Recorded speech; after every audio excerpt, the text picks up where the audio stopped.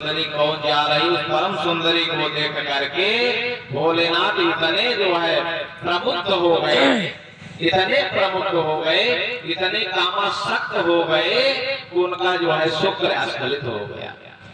कथा भी आती है वही शुक्र जो अस्खलित हुआ था। एक जगह कथा आती है वही चांदी का जो है बड़ा बड़ा जो पहाड़ है, चांदी के पहाड़ के रूप में परिवर्तित हो जाता है।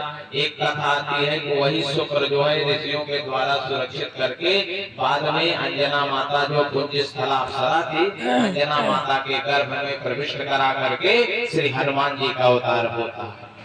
भगवान की परम सुंदर लीला। सुखदेव भगवान कहते हैं राजा परीक्षित, भगवान की अद्भुत लीलाओं में भी एक लीला और है, जैसे भगवान वामन का रूप।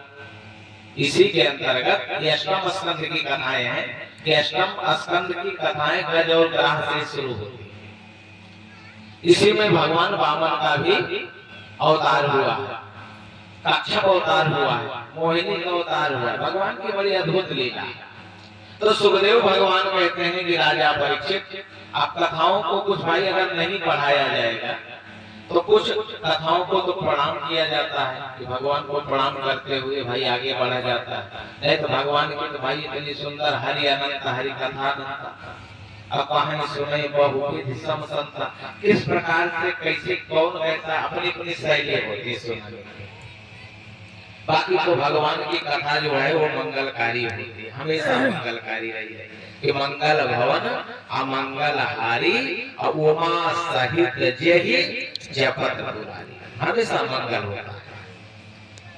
तो सुखदेव भगवान राजा परीक्षित से ये कहते हैं कि राजा बलि यज्ञ कर रहा था और शुक्राचार्य अधिष्ठाता होते हुए यज्ञ की पूर्ति करा रहे थे और इतना बड़ा कि इंद्र पर उसको प्राप्त भी हुआ था।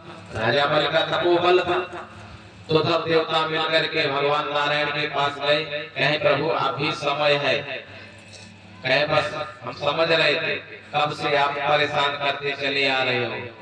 कहे कि कभी कच्छप बन जाओ, कभी मोहिनी बन जाओ, कभी कुछ बन जाओ। चलिए ठीक है, फिर बन जाते हैं। इधर श्राप, क्योंकि भगवान ने वादा भी किया था।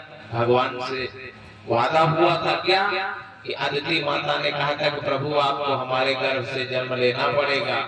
जब जो है भगवान अदिति के गर्भ में आकर के वामन भगवान के रूप में प्रकट होते हैं, बोलिए वामन भगवान की जय। वामन भगवान के रूप में प्रकट होकर के और सीधे पहुंच जाते हैं कहाँ,